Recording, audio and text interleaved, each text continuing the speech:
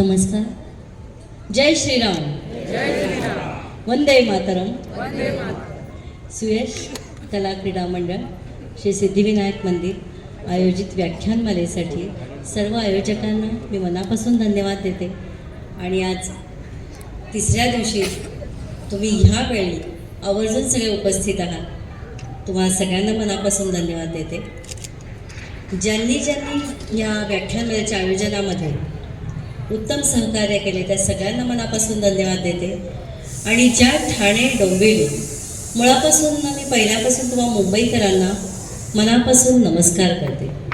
कारण तुमच्या जीवनाचा वेग सांभाळून एक ठहराव जो तुम्ही ठेवता जीवनात, सामाजिक बांधिलकी जपता, मग ते 26/11 असो 26/7 असो काहीही असो, मुंबईकर एकत्र असतात. मी मूळ पुण्याची असून मी इथे ठाणे डोंबिवलीमध्ये ज्यांच्यामुळे उभी आहे त्यांच्याविषयी मी सुरुवातीलाच कृतज्ञता व्यक्त करते. ठाण्यामध्ये प्रतिथयश असे जे सी ए आहेत, विनोद करंदीकर, इथे कल्पना राईलकर आल्या सी ए, शेखर कुलकर्णी, जयदीप सहस्रबुद्धे, ही सगळी ठाणेकर मंडळी आहे. मी आहे पुण्याची, पण तिथून इथे मला हे ठाणे डोंबिवलीमध्ये उभं करून हा विषय आपल्यापर्यंत पोहोचवण्यामध्ये या सगळ्यांचंच खूप मोठं योगदान आहे. त्यांना ते आवडत नाही आणि ही मोठी सेवा आहे की कुठल्याही आपल्या बुद्धिमत्तेचा, आपल्या प्रोफेशनचा अहमपणा न मानता या सेवा कार्याला ते जे निरपेक्ष माझ्याबरोबर पाठीशी म्हणत नाही, बरोबर उभे आहेत, साथ देत आहेत, काम पोचवत आहेत आणि तुमच्यासारख्यांचं सहकार्य त्यामुळे मी इथं अनुभवू शकते. त्यामुळे त्या सगळ्यांनाही मनापासून मी धन्यवाद देते, त्यांच्याविषयी कृतज्ञता व्यक्त करते आणि माझ्या मूळ विषयाकडे मी सुरुवात करते. सेवा परमो धर्मः राष्ट्राय स्वः इदं न मम. विषय सैनिक व तुमच्यासाठी आयोजकांनी नाव दिलं त्याच्याही मला आनंदच आहे की विषय त्यातनं एक प्रोजेक्ट झाला की मी सैनिकांविषयी आपल्याशी बोलणार आहे. संपूर्ण आयुष्य गेली 24 वर्ष आयोजकांना मी असं म्हटलं तर माझी ओळख एवढ्यासाठी करून देऊ नका की तो विषयच असा आहे की तो विषय पोचला हीच माझी ओळख आहे. पण माझी ओळख मी अशी अभिमानाने सांगू इच्छिते की मी एका सैनिकाची पत्नी आहे आणि एका सैनिकी अधिकाऱ्याची मी आई आहे. आणि गेली 24 वर्ष राष्ट्रासाठी, आपल्या सैन्य दलासाठी एक रस्ता शोधत होते की आपण स्वतः आणि स्वतः पलीकडे कुठं जगावं, कसं जगावं, ते खरं जगणं असेल. ती जगण्याची संधी ज्या सैन्य दलाने, ज्या सैनिकांनी मला दिली त्यांच्याविषयी कृतज्ञता व्यक्त करते. मातृभूमीला वंदन करते, माझ्या सद्गुरूंना वंदन करते आणि ज्यांच्या तुम्हा सगळ्यांमुळे आपल्यासमोर मी आज उभी आहे तुम्हा सगळ्यांना वंदन करते आणि या विषयाकडे माझ्या मूळ वळते.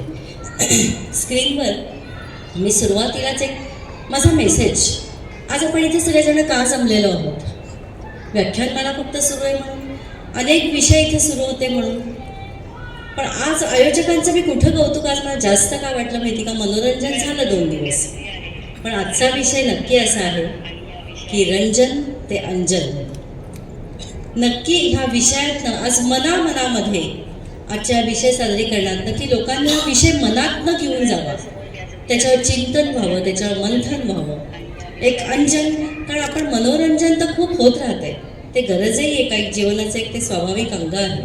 पण आज राष्ट्र म्हणून जर आपण विचार केला तर राष्ट्राय स्वः इदं न मम, हे माझं नाही आहे, मला फक्त द्यायचं आहे. आपण फक्त घेतच येतो.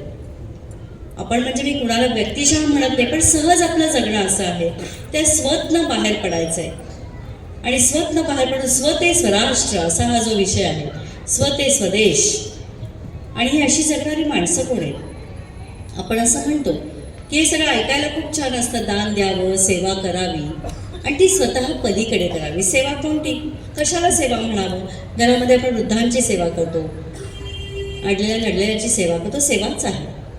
पण कुठल्याही आपल्या सामान्य जीवनामध्ये जो एक प्रवाह आहे जगण्याचा, गिव्ह अँड टेक हा प्रवास आहे. दिला की लगेच आपल्याला काहीतरी हवं आहे, मग ते वस्तुरूपात असेल, शब्दरूपात असेल, पैशांच्या रूपात असेल, पण काहीतरी दिलं की मला लगेच हवं आहे. आणि हा प्रवास मात्र 100% असा आहे की फक्त आणि फक्त आपण द्यायचं आहे आणि हा फक्त देण्यातला जो आनंद आहे ना तो शब्दात येते. आणि हा आनंद आपण सगळेजण जगू शकतो, जो विषय मी आज आपल्यासमोर मांडणार आहे. स्वतः आधी आणि स्वतः पलीकडे संपूर्ण आपलं आयुष्य राष्ट्राला जे समर्पित करतात, जे आपल्यासमोर कधी येत नाही. जे आपल्याकडे कधी कोणतीही तक्रार करत नाहीत, जे आपलं सामाजिक जीवन संप उठाव मोर्चे काढून अडचणीत आणत नाही, असे कोण? ते आहेत आपले सैनिक बांधव. आणि अशा व्यासपीठावर मला बोलायला मिळते, त्यामुळे मी असे चांगले विषय किंवा काही विचार माझे वैयक्तिक मांडणार आहे. इथं आज आल्याच मला समोर छत्रपती शिवाजी महाराज दिसले. कोण होता हा राजा? ते जगले कसे? ते जगणं माझ्यात येऊ शकतं का? आणि हे जगणं, राजांचे विचार जपणारी माणसं इथं मला दिसत आहेत, याचा मला जास्त आनंद झाला. आणि ही शिवाजी महाराजांची युद्धनीती, ज्या आपल्या भारतीय केवळ सैन्य दलातच नाही तर संपूर्ण जगभर शिवाजी महाराजांची युद्धनीती ही अभ्यासली जाते, शिकवली जाते. असा हा महान राजा आपला आहे, याचा आपल्याला प्रत्येक भारतीयाला निश्चित अभिमान असावा, अशी ही गोष्ट आहे. तर व्हेन यू गो होम, नक्की आज बरोबर जाल ना, तेव्हा हा विषय आणि विचार नक्की घेऊन जा. Tell them of us for your tomorrow we give our today. आपल्या प्रत्येकाच्या उद्याच्या उज्ज्वल भविष्यासाठी ज्यांनी त्यांचा आज दिलेला आहे, त्यांचं जगणं स्वतः पलीकडचं कसं आहे ते जगणं मी आपल्यासमोर मांडणार आहे. मग अशी जसं मी मातृभूमीला वंदन करते म्हणलं, माझ्या सद्गुरूंना वंदन करते, समर्थ रामदास स्वामी. सामर्थ्य आहे चळवळीचे, जो जो करील तयाचे, परंतु तेथे भगवंताचे अधिष्ठान, ती बैठक उत्तम पाहिजे. जे बोलतो ते जगण्यामध्ये अंतर नसावं, ते अधिष्ठान असल्याशिवाय त्याच्यामध्ये यश नाही, तिथे पुढे वाटचाल नाही आहे, असे माझ्या सद्गुरूंनी. ते सामर्थ्य नक्की आहे, पण तुम्ही केलं तर पाहिजे ना, पाऊल पुढे उचललं पाहिजे, असं माझ्या सद्गुरूंनी विचार रुजवले. आणि त्या रुजवण्यातनं हे सेवा कार्य पुढे सुरू झालं. नेक्स्ट, मी आपल्या सगळ्यांना मनापासून विनंती करते की अगदी भारताच्या स्वातंत्र्यापासून ते आज तागायत या घडीला सुद्धा राष्ट्रासाठी ज्यांनी आपल्या प्राणांचं सर्वोच्च बलिदान केलं, त्यांचं आपण क्षणभर स्मरण करण्यासाठी उभं राहूया, मग आपण पुढे जाऊ.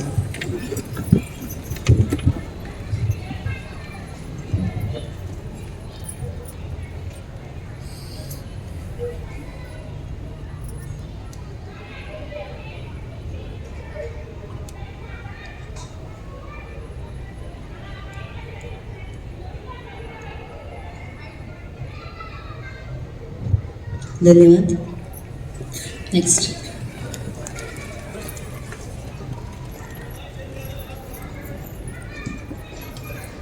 का सैनिकांचा एवढा गौरव आहे?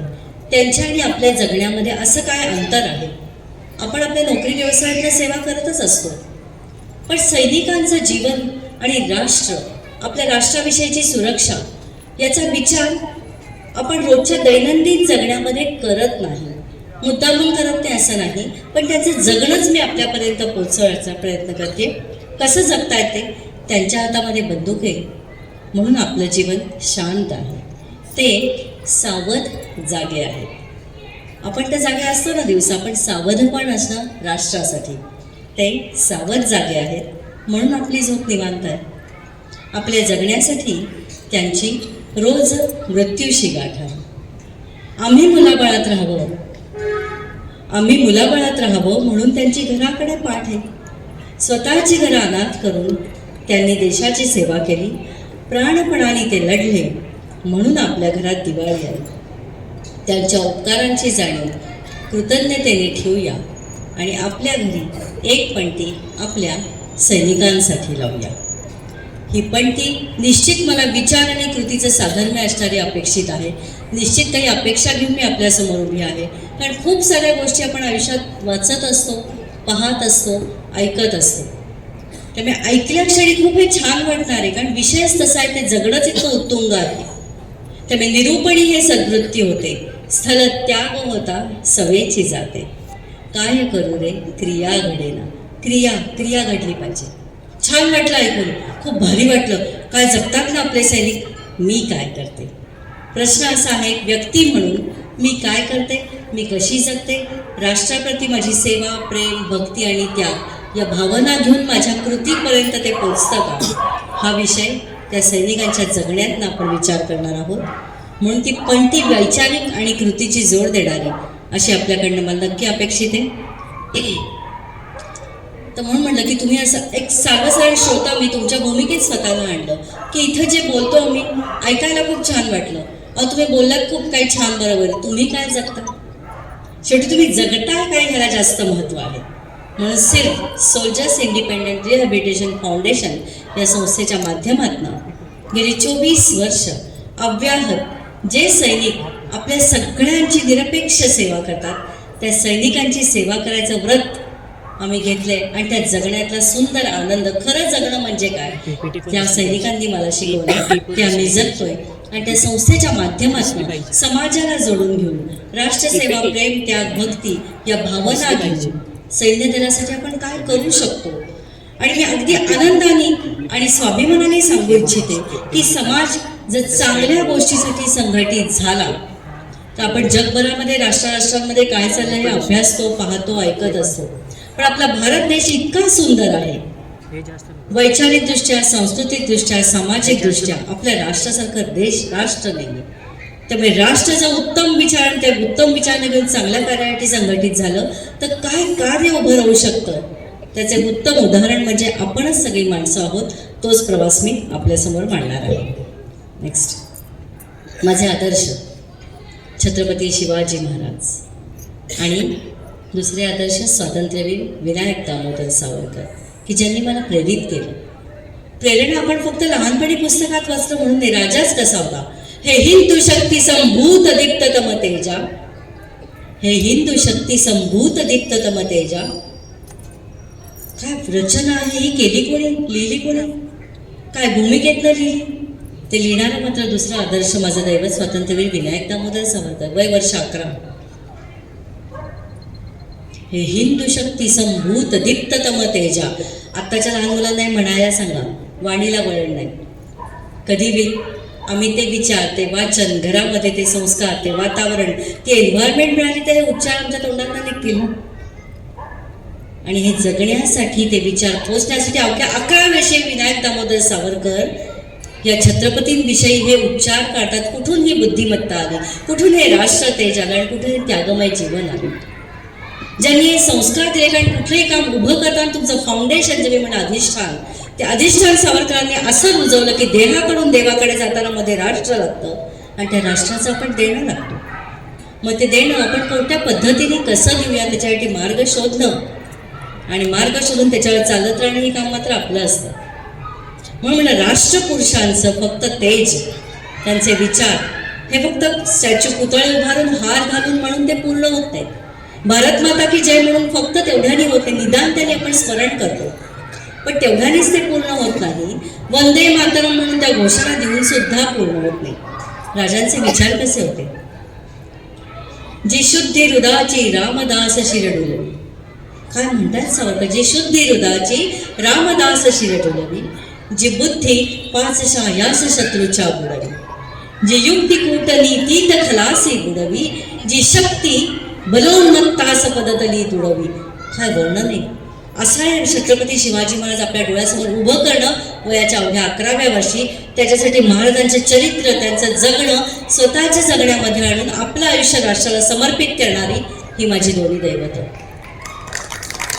आणि हे संस्कार, हे राष्ट्रपुरुष आपल्या जगण्यातनं जर आपल्याला पुढच्या पिढ्यांपर्यंत द्यायचे असतील, आत्ता सर्वसाधारणतः माझी नजर गेल्या 50च्या पुढची किंवा थोडी आसपास अशी माणसं सगळी माझ्यासमोर तुम्ही श्रोते म्हणून उपस्थित आहात. पुढच्या पिढ्यांच्या हातात आपण राष्ट्र देतोय कसं, ह्याचा आपण विचार करतो. छत्रपती शिवाजी महाराज जगण्यात शिव हा शब्द मागे राहून त्याच्या पुढे मला कुठल्याही राजकीय पक्ष कशाविषयी बोलायचं नाही, तो माझा विषय नाही. पण जेव्हा शिव आपण शब्द उच्चारतो तेव्हा आम्ही राजांना समजून घेतलं का, त्यांची शक्ती, युक्ती, बुद्धी ही कशासाठी होती. जर छत्रपती शिवाजी महाराजांनी आणि सावरकरांनी फक्त स्वसाठीच ते जगले असते तर स्वराज्य आणि स्वराष्ट्र उभंच राहिलं नसतं. आणि म्हणून असे राष्ट्रपुरुष जगवणं आणि जागणं हे आपलं प्रथम कर्तव्य. ते या सेवा कार्यात माझ्यापर्यंत भाग्याने आलं. आपण सगळेजण जेव्हा शिक्षण घेत गेलो शाळेमधनं, खास करून महाविद्यालयातनं गेल्यावर नकळत हे विचार, माहिती नाही अशी का आपली शिक्षण पद्धती आहे. शाळेमध्ये आपण सगळे शिकलो तेव्हा भारत माझा देश प्रतिज्ञा आहे आपण म्हणत गेलो म्हणून ती पाठ होत गेली. पण मला त्या प्रतिज्ञेचा विचार करताना असं कायम वाटत राहिलं की भारत माझा हा माझा शब्द पूर्ण प्रतिज्ञेमध्ये शोधा किती वेळा येतो. छोट्या छोट्या गोष्टींचा आपण अभ्यास करायला लागलो ना आणि त्या अभ्यासातनं स्वतःकडे वळायला लागलो की असं वाटतं अरे बापरे, ज्या गोष्टीला मी आणि माझं म्हणते त्याच्याशी माझी केवढी अटॅचमेंट आहे, पॉझिटिव्हनेस केवढा आहे त्या मी आणि माझ्याविषयी. मग त्या देशाविषयी मी 100 वेळा भारत माझा देश आहे म्हणते, पण मग राष्ट्राविषयी माझं पण मी जगते का? हा प्रश्न आपल्या अंतर्मनाचा आहे की तो ज्यांनी त्यांनी आपल्या स्वतःला विचारावा. मग आमचे सैनिक इथं वेगळे कुठे? सैनिकांची विचारधारा काय आहे? आणि नुसती विचारधारा म्हणून विचार आणि कृतीची जोड असेल ना तेव्हा ते वास्तव अगदी सत्य असतं. तशी आमच्या सैनिकांची विचारधारा ही आहे. The safety honour and welfare of the country come first always and every time. The honour welfare and comfort of the men you command come next always and every time. Your own is comfort and safety come last always and every time. आणि एक सामान्य स्त्री म्हणून मी स्वतःला जर विचारधारेमध्ये घातलं तर असं वाटतं अरे ह्याच्याशी बरोबर विरुद्ध माझं जगणं आहे. आधी माझी सुरक्षितता ह्याला मी सगळ्यात वरती आणते. आपण जगतो की नाही असे की मी, माझं घरदार, माझी मुलं बाळं, माझी नोकरी, माझा व्यवसाय, या मी मध्ये आपण पहिले असतो आणि त्याच्यानंतर येतं ते माझे सहकारी, नोकरी, धंदा, व्यवसाय, शेजारी, नातेवाईक आणि त्याच्यानंतर राष्ट्र. 15 ऑगस्ट 26 जानेवारी भारत माता की जय है ना. राष्ट्र आमच्यासाठी प्रायोरिटी म्हणून, प्राधान्यक्रम म्हणून शेवटी येतो. ह्याचा अर्थ असं नाही म्हणून राष्ट्राविषयी प्रेम नाही. राष्ट्राच्या संदर्भाने माझ्या प्रत्येक व्यासपीठावर हा विषय अगदी आवर्जून मांडते की आपण ज्या क्षणी ही आपली ओळख सांगायला लागू ना, मी कोण आहे? मी ब्राह्मण, मराठा, हिंदू, मुस्लिम, ख्रिश्चन, बौद्ध, मी कोण आहे? मी भारतीय आहे. ही ओळख असणं जोपर्यंत आपण जगत नाही, सांगणं वेगळं, जगत नाही, जगण्याला खूप महत्त्व आहे. आणि इतर राष्ट्रांचा आपण जर विचार करायला गेलो तर ते विचार जेव्हा आपल्याला इतरांपर्यंत पोहोचवायचे, ते राष्ट्र जगतात कशी, त्यांची राष्ट्र संकल्पना.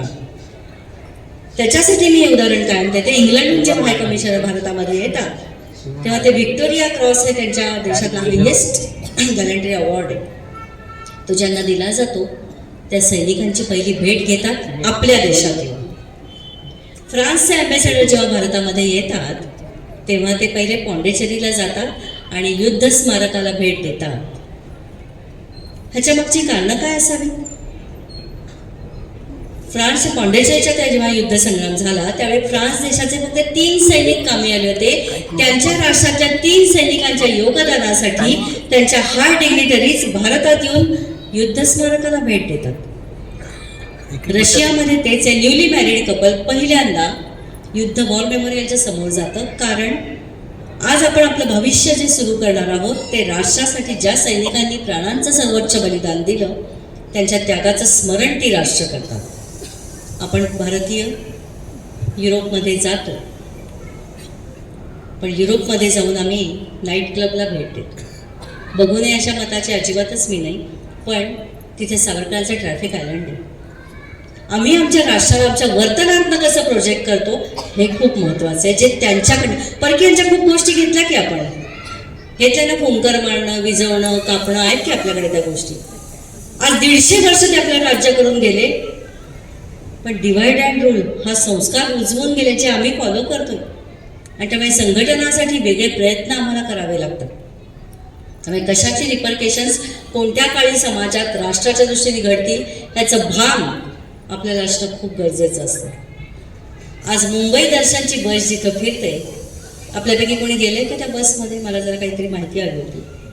मुंबई दर्शनची बस जी फिरते ती बसनं शाहरुख खानच्या बंगल्यासमोर थांबते.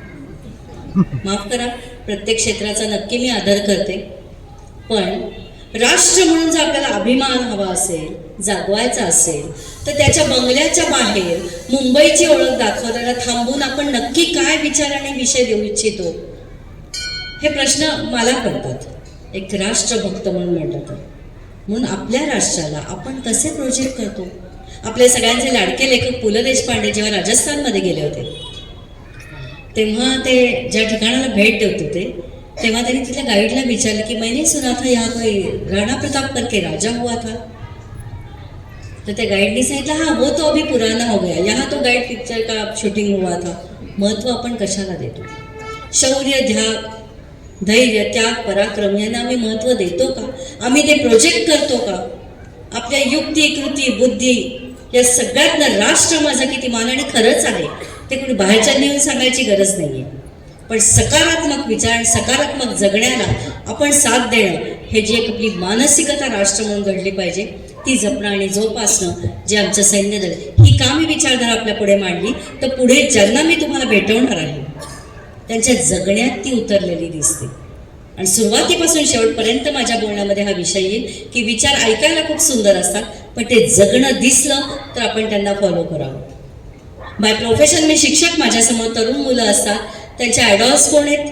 दुर्दैवाने, वाईट आहेत असं मी म्हणत नाही, दुर्दैवाने फक्त सिनेमा इंडस्ट्री हे त्यांचे आदर्श आहेत. तुम्ही फक्त देण्याचे संस्कार कधी करणार? देणारे कोण जगतात त्या जगणाऱ्यांना आपण फॉलो करतो का? तर देण्यामध्ये त्यांची भूमिका काय, हे जगणारी माणसं समोर आली ना की अरे हां, असं जीवन जगायला पाहिजे. आणि हे जीवन जगणारी माणसं मी आज आपल्यासमोर हा विचार घेऊन जाणार आहे. पुढे ज्या ज्या गोष्टी मी आपल्याशी शेअर करीन, अत्यंत बारकाईने ते व्हिडिओ पहा, त्या स्लाइड्स बारकाईने बघा, आणि मग हा विचार जो मी पोचवायचा तुमच्यासाठी प्रयत्न करणार आहे की इथून जाताना तुम्ही काय घेऊन जाल. येस, राष्ट्राय स्वाहा इदम नमः. राष्ट्र सर्वप्रथम. नेक्स्ट, विमानं बनवली. आपल्या आता नातवंडांना, घरातल्या छोट्या मुलांना आपण खेळण्यातली विमानं, खेळण्यातल्या बंदुका देतो, पण त्यापेक्षा ती स्वप्न आपण त्यांच्या डोळ्यात रुजवली तर, की ही खरी बंदूक ना तू राष्ट्रासाठी हातात धर. आकाशामध्ये विमानातनं झेप घे, ते राष्ट्र संरक्षणासाठी घे. अशी झेप त्यांच्या बुद्धीची होईल, अशी ताकद आपण पुढच्या पिढ्यांना देतोय का, ही आपली जबाबदारी. हे जगणं इतकं सहज सोपं नाही आहे. त्यासाठी प्रचंड कष्टाचं ट्रेनिंग आहे. शरीर आणि मनाचं बल हे कमवायचं आहे, आणि गमवायची वेळ आली तर राष्ट्रासाठी आहे. ह्याचं सर्वांग सुंदर राष्ट्रासाठीचं जगणं हे केवळ आणि केवळ आपलं भारतीय सैन्यदल वर्षानुवर्ष आपल्यासाठी जगतंय. आणि म्हणून म्हटलं नुसतंच वंदे मातरम छान वाटतं ना, पण काय आहे, वेदमंत्राहून मा वंद्य वंदे मातरम. माऊलीच्या मुक्ततेचा यज्ञ झाला भारती, त्यात लाखो वीर देती जीवितांच्या आहुती. आहुतींनी सिद्ध केला मंत्र वंदे मातरम. समजलं पाहिजे, मंत्र आहे हा, त्याचं पावित्र्य आहे, त्याचं सामर्थ्य आहे. ते जगण्यामध्ये प्रत्येक सगळ्यांनी काय हातात शस्त्र घेऊन बॉर्डरवर जाणं गरजेचं नाही आहे, पण ज्या क्षेत्रामध्ये आपण कार्य करतो तिथं आपल्या राष्ट्राच्या विरोधात, मग तो विचार असो किंवा कृती असो, होणार नाही याची काळजी घेतली, ती विवेकबुद्धी जपली ना, तरीसुद्धा राष्ट्रसेवा आहे. कारण त्यांचं जगणं, घेतलेली शपथ ती त्यांच्या जीवनात कशी उतरतात त्याचा हा प्रवास आहे. ज्या कारणामुळे आज मला इथं तुमच्या आपल्यासमोर बोलायची संधी मिळाली, त्या भूमीचं नाव इथं आपल्यासमोर स्क्रीनवर आहे. माझी सगळ्यांना घराघरासाठी विनंती आहे की आपल्या प्रत्येक घरामध्ये ना जागतिक एक नकाशा असावा, आणि आपल्या भारताचा एक नकाशा सहज जाता येता नजरेला पडला पाहिजे. पृथ्वी गोल ग्लोब घरामध्ये असावा. आपल्या घरातल्या पुढच्या पिढ्यांना या ग्लोबवर, पृथ्वीवर आपल्या भारताचं स्थान नेमकं कुठं आहे. अकॅडमिक्स नाही, केवळ पुस्तकी विषयांसाठी मी म्हणतच नाही आहे. असं आपल्या भारताचं स्थान पृथ्वी गोलावर विशिष्ट ठिकाणी असल्यामुळे एक सैनिक म्हणून आपल्या राष्ट्रासमोरची आव्हानं काय आहेत, आपल्या भारताच्या सीमारेषा आहेत कशा. नैसर्गिकदृष्ट्या, प्राकृतिकदृष्ट्या आपल्या राष्ट्रासाठी कोणकोणती आव्हानं आहेत. 150 वर्ष सैनिक ब्रिटिशांना इथून राज्य करावं असं का वाटलं, असं आपल्या भारत देशामध्ये काय आहे. आपली जर दृष्टी बदलली तर आपल्याला याची उत्तरं सहज सापडतील. आज आणि कायम प्राकृतिकदृष्ट्या जर आपल्या भारताचा आपण विचार केला तर पूर्वेकडे इतकी नैसर्गिक विविधता आणि समृद्धी आपल्या राष्ट्रामध्ये आहे की कुणी नुसतं मोहात पडावं नाही, सगळ्याच गोष्टी आपल्याकडनं घेऊन जायच्या आहेत. आणि मग आपण त्या टिकवणार कधी, वेळ निघून गेल्यावर. आणि फार दुर्दैवाने असं वाटतंय, तुम्हालाही जाणू शकता, तुम्ही जाणताय, अशी वेगवेगळी वादळं म्हणे कुठं कुठं बहुसंख्येने धडकतायत. ती वादळं करतायत काय काय माहिती. परमेश्वराने दिलेल्या उत्तम शरीराचं योगदान आपण राष्ट्रासाठी देतोय का. धडकतायत ना वादळ, भेदाचं मूळ पेरत पेरत, आणि राष्ट्राचं, राज्याचं, समाजाचं स्वास्थ्य घालवत आहे. ज्या छत्रपतींचं नाव आपण घेतो तो सरदार होता कसा, लढवय्या मराठा होता का नव्हता, होता. त्या राजांचा आम्ही काय पराक्रम घेतो, त्या राजांची युद्धनीती आम्ही इथं शिकतोय आणि ती जगण्यात उतरवतोय. आज छोट्या छोट्या गोष्टींनी प्राकृतिकदृष्ट्या मी भारताचं वैशिष्ट्य सांगत होते.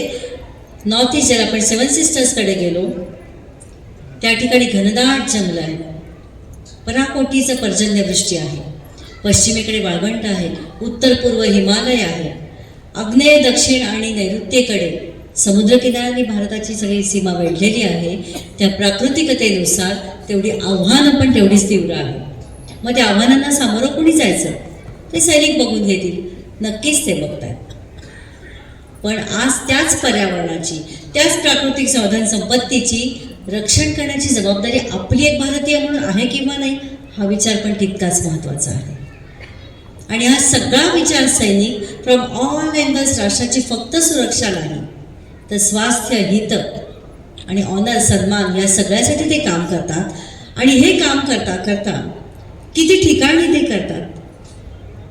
जो व्हिडिओ मी आत्ताशी आपल्याशी शेअर केला, तिथे तुम्ही काही बर्फाच्या भूमीवर हातात शस्त्र घेऊन धावणारे सैनिक पाहिले असतील. ही भूमी नेमकी आहे कुठे? ॲज अ टुरिस्ट जेव्हा आपण उत्तर पूर्व हिमालय त्यामुळे कुठेही फिरायला गेलो तर आपल्याला बर्फ आणि हिरवीगार झाडी असं बघताना काय रम्य, भारी वाटतं. ते फक्त बघण्यासाठी भारी वाटतं. त्याच घनदाट जंगलांमध्ये, त्याच बर्फामध्ये, -डिग्री टेम्परेचरमध्ये आपल्याला जर 2 तास फक्त उभं राहा म्हणलं तर ते शक्य आहे का? एक सामान्य माणूस म्हणून आपण स्वतःकडून विचार करावा. आणि मग त्यापैकी जगातली जी सर्वोच्च रणभूमी आहे की ज्याचा आपल्या भारतीय प्रत्येक नागरिकाला माहिती असणं अत्यंत गरजेचं आहे, सियाचेन. त्या भूमीचा आणि आपल्या सामान्य भारतीयांचा संबंधच काय होईल? आपण मुळात राष्ट्र म्हणलं की माझा काय संबंध असेल, ते गव्हर्नमेंटनी बघावं, ते सैनिकांनी बघावं. पण माझ्या बाबतीत व्यक्ती म्हणून असं विचार आहे की मी का पेक्षा मीच का नाही. आपण जेव्हा राष्ट्र ही भावना घेऊन जगतो ना, की किंबहुना जगलं पाहिजे, तर सगळंच जर दुसऱ्यांनी करावं तर मग मी काय करावं? मी फक्त उपभोग घ्यावा? त्यातनं राष्ट्राची संघटन, घडण आणि सुरक्षितता खूप धोक्यात येते केवळ या मानसिकतेमुळे की माझा काय संबंध आणि मी काय करू. आम्ही टॅक्स देतो की देतो ना, पण त्यात राष्ट्रभक्ती कुठे? तिथे सक्ती आहे. मी राष्ट्रभक्ती रूपाने या सेवेशी कशी जोडले जाऊ शकेन, हा तो विचार आहे. मग त्या सियाचेनच्या भूमीचा आणि भारतीय नागरिक म्हणून माझा संबंध काय? जगातली सर्वोच्च रणभूमी सियाचेन. मी चीन अगदी हेतुपुरस्कर म्हणत नाही, कारण तो शब्दच मुळात सियाचेन असा आहे. बाल्टी भाषेमध्ये सिया म्हणजे गुलाब आणि चेन म्हणजे मुबलक प्रमाणात. आणि वास्तविक पाहता जर आपण त्या भूमी अभ्यासायला लागलो, निरीक्षण करायला लागलो, तर ज्या भूमीवर वर्षभर गवताचं पातंसुद्धा उगवत नाही अशी ती भूमी आहे. जिथं वर्षभर 30 ते 35 फूट बर्फ पडलेला असतो. वाऱ्याचा वेग तशी 60 ते 80 पर किलोमीटर असा असतो. काही फुटांवरचं दिसत नाही. उन्हाळ्यामध्ये आता आपण पुणे मुंबईकडे पटकन जरा थोडी हवा गारवातनं बदलली की काय गरम व्हायला लागलं. बापरे, AC फॅनशिवाय माझं चालत नाही. कारण आपल्याला त्या सुखसोयी सहज उपलब्ध आहे. त्या सहजतेची आपल्याला किंमत नाही आहे.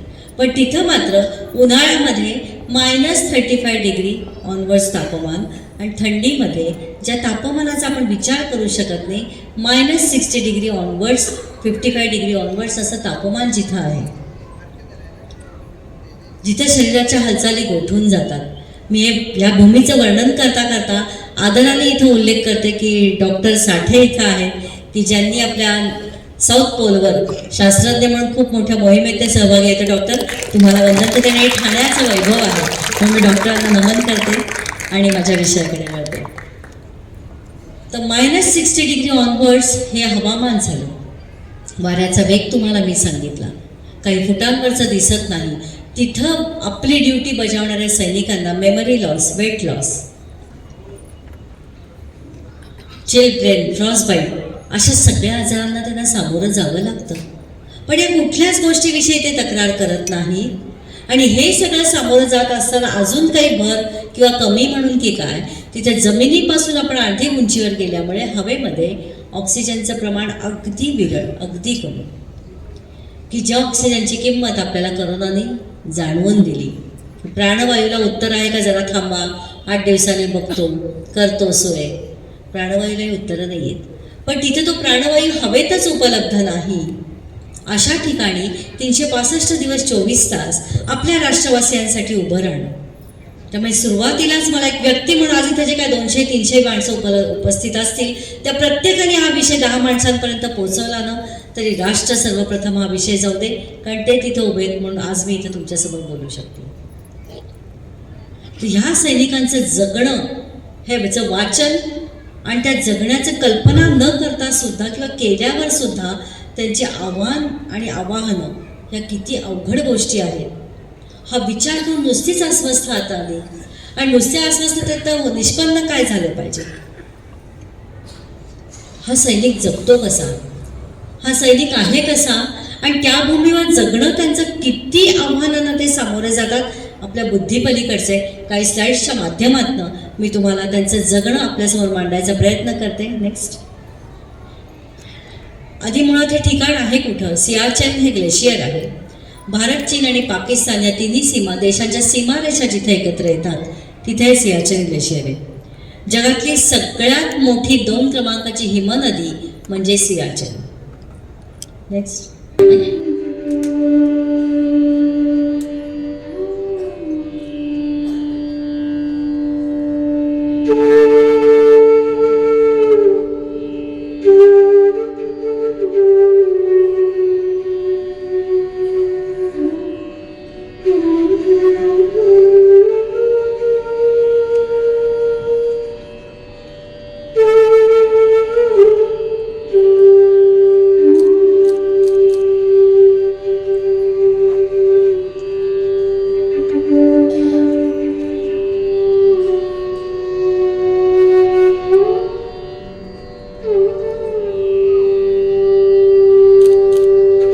इतक्या आव्हानांना ते सामोरे जातात. अक्षरशः बर्फातनं शरीराचा 1% भाग जरी कुठे उघडा राहिला तर तो तातूंना चिकटून बसतो. काही फुटांवरचं दिसत नाही. श्वास घेऊन सोडला की नाकाच्या खाली अशी बर्फाची टोकं लोंबत असतात. वर्किंग कंडिशन्स म्हणून जर आपण विचार केला तर आपल्या कुणाचंही जगणं, मग आपला व्यवसाय असो नोकरी असो, ह्या पद्धतीत इतक्या ॲडव्हर्स कंडिशन्समध्ये आपल्याला नाही कामं करावी लागत. मग आपला आउटपुट कसा हवा. अशा ॲडव्हर्स कंडिशन्समध्ये कामं करताना त्यांचं राष्ट्रासाठीचं जे देणं आहे, तिथं जे जगणं आहे, त्यातला जो आउटपुट आहे तो 100% आहे. आणि असं नाही 9 ते 5, 10 ते 6 त्याच्यापुढे 2 तास झालं की त्याचा ओव्हरटाईम आहे. मागणंच नाही हो, फक्त देणं आहे आणि स्वतःची ड्युटी चोख बजावणं आहे. हे केवळ मी कुठलं फिल्मी दुनियेतलं किंवा काल्पनिक सांगत नाही. जे 24 वर्ष मी त्यांच्यावर जगते आणि अनुभवते ते अनुभवाचे बोल सांगते. आणि असं जगणं बघून अस्वस्थता येत होते. आणि मग ह्या सैनिकांना तिथे श्वास घेता येत नाही आणि तरी ते असे जगतायत केवळ राष्ट्र सुरक्षित राहावं म्हणून.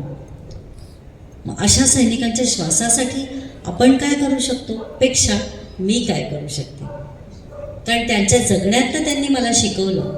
आपला एकही सैनिक माझ्या पाण्यात असा नाही की माझं जीवन असं आहे, माझ्या कुटुंबातलं असं झालं म्हणून मग मला आता सरकारने मदत करावी आणि मला अमकं तमकं XYZ आरक्षण द्यावं.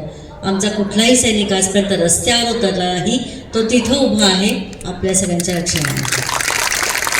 आणि माझ्यासारखी एक सच्ची सैनिकाची पत्नी आणि आई 100% मी ठोसपणे म्हणते की ज्यांना ज्यांना आरक्षण हवं आहे ना त्यांनी इथं जाऊन उभं राहावं. मोफत आहे. अरे परमेश्वराने उत्तम शरीर बुद्धी मनगटात दम दिले. कशासाठी सगळ्या गोष्टी फुकट आणि मुफ्त में हव्यात. आपल्याला कष्ट करा, संघटन करा, पुढच्यांसाठी काय आपण उभं करू शकतो का विचार करा. आपले माइंड आणि कसं काय म्हणजे विचार इतके असे डिस्ट्रक्टिव्ह माइंड कशी काय येत ह्याचा विचार आपल्यासारख्या सुज्ञ समाजाने नक्कीच केला पाहिजे. त्यामुळे कुणाच्या बरोबर आपण राहतो आणि कुणाच्या पाठीमागे आपण त्यांना फॉलो करतो हा विचार माझ्या दृष्टीने वय कोणतेही असो अत्यंत महत्त्वाचं आहे. यांच्याबरोबर राहा. जगण्याची दिशा बदलते, विचार बदलतात आणि जीवन उन्नत होऊन जातो. नेक्स्ट. आपण एका काही स्लाईड्सच्या माध्यमात त्यांचं जगणं ड्युटी कशा आहेत पाहूया आपण. नेक्स्ट. की एक एक रिस्क आहे, पावला पावलाला रिस्क आहे, आव्हान आहे, चॅलेंजेसला सामोरं जायचं आहे. कारण एक जरी चूक झाली नाही, आज विसरलो, लक्षात नाही आलं तर थेट फक्त मृत्यू, दुसरा चॉईस नाही आहे. नेक्स्ट. बघा कशा किती फूट बर्फांमध्ये ते सतत वाटचाल करतात. खाली जमीन कशी आहे माहिती नाही आहे. नेक्स्ट. हे हे 60 to 80 डिग्रीचे सगळे बर्फाचे कडे आहेत. तिथं चढून जाताना जसजसं आणखीन वर जाऊ तसं ऑक्सिजन हवेतला आणि कमी होत जाणार आहे. पाठीवर ओझं आहे, पण पुन्हा अपेक्षा नाही आहेत. म्हणून मला संतत्व आणि हे सैनिक ह्याच्यात मला कधी फरकच जाणवला नाही. फक्त द्यायचंय, सेवा परमो धर्म हा. त्यामुळे माझ्यासाठी धर्म हा एकमेव आहे, मानवतेची सेवा आणि राष्ट्राची सेवा. जे ते जगतायत हा धर्म जेव्हा आमच्या इथे शिरेल ना, तेव्हा राष्ट्राचं चरित्र आणि चारित्र्य हे उत्तमरित्या बदलून जाईल. नेक्स्ट. हा आपल्या सियाचीनच्या भूमीवरील सैनिकांना एकमेव मार्ग आहे की त्यांची रसद तिथे पोचवण्यासाठी.